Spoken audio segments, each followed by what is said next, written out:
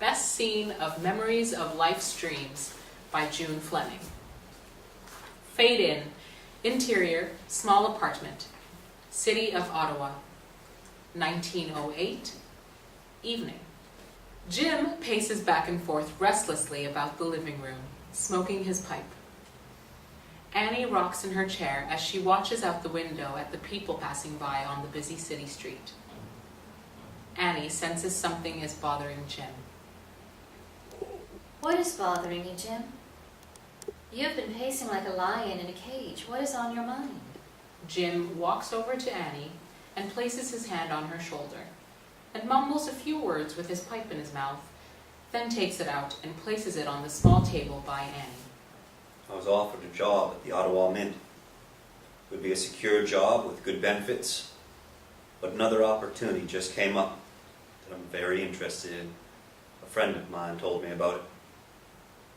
What is the other opportunity you are interested in? I might have known when you pace and mumble with your pipe in your mouth. You have something on your mind bothering you. Annie looks concerned and uneasy about what Jim is about to tell her. She reaches up and puts her hand on Jim's hand on her shoulder. Jim makes an effort to tell her his plan. I was talking to a friend of mine, and he said they were picking silver up off the streets in a little northern Ontario town called Cobalt. Sounds crazy to me. I can't imagine picking silver up off the streets. Where in the world did you hear such a ridiculous thing? Jim gets ready to defend his story, so Annie will believe how he feels about his plan to go to Cobalt. Tom, my friend told me that a man by the name of Fred LaRose was working on the railroad, and he threw a pick at a fox. It bounced off a rock, and he discovered a massive vein of pure silver where it hit the rock. Annie looks shocked as she listens to Jim's story about how the silver vein was discovered. Jim, you can't believe everything someone tells you. It sounds like a made-up story to get rich fast. I can't believe you would fall for a story like that. Jim worries that Annie won't understand how he feels about the opportunity that he wants to try. Sounds good to me, Annie. And I believe my friend Tom. He would not make up a story like that. He thinks it is a good chance to get rich quick. He's going to Cobalt on Tuesday morning and he wants me to go with him. Annie takes her hand off Jim's and rocks and thinks about what Jim just told her. She is upset and does not know what to say. That is a lot to think about. I don't know what to say. You seem so set on going. I never liked city life, and I have always had adventure in my blood. I think it is the opportunity of a lifetime, and I would hate to miss out on it. How long have you been keeping your plan of going to Cobalt from me? Jim starts pacing again and is afraid to answer Annie's question. He finally gets the nerve. My dear Annie, I was afraid to tell you because I knew it would seem like a crazy dream to you. I didn't think you would understand how much it means to me to go. Annie rocks back and forth. She is upset about Jim's desire to go to Cobalt. She is silent for a few minutes.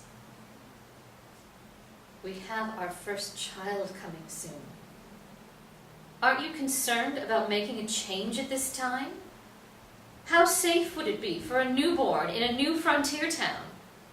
What kind of health care would there be for all of us there? I fear for the unknown. I'm sure there must be doctors there to take care of so many people going there.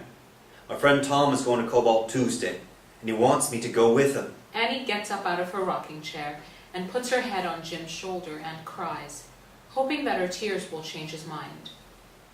Go if you must, Jim. Go follow your dream. It is not mine. Jim hugs Annie and holds her close to console her, but it does not stop the tears. You are a strong-willed woman, Annie. I love you, Annie, and I would not do anything to ruin our future. But I feel strongly that this is the right thing to do. Annie keeps holding on to Jim's embrace and then lets go and goes back and sits in her chair. I will tell Tom that I'll go with him on Tuesday. Don't worry so much, Annie. I'll be back for you soon. I'll get a job there and find a place for us to live. Annie realizes that there is nothing that will keep him from going. Annie is still wiping tears from her cheeks.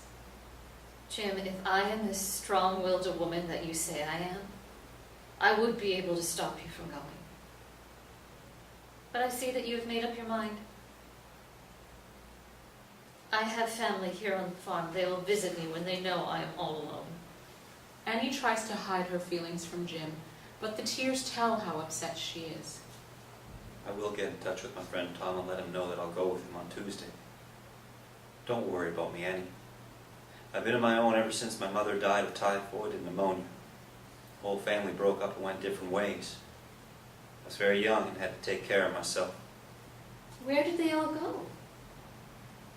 That must have been very lonely, not knowing where your family are. My family were Irish immigrants and they settled in Massachusetts. My 2 sisters and 1 brother stayed in the United States. My other brother, I heard he went to Toronto. My youngest brother, who was never very healthy, stayed with my father. I don't know where they are now. Jim picks up his pipe and lights it.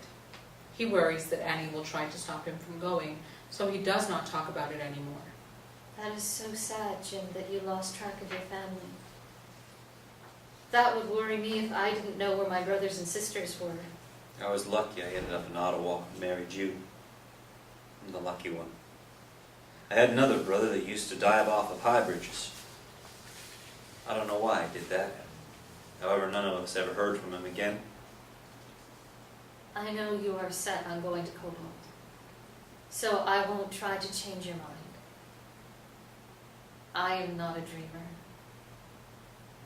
but I'll share your dream, although it's not mine.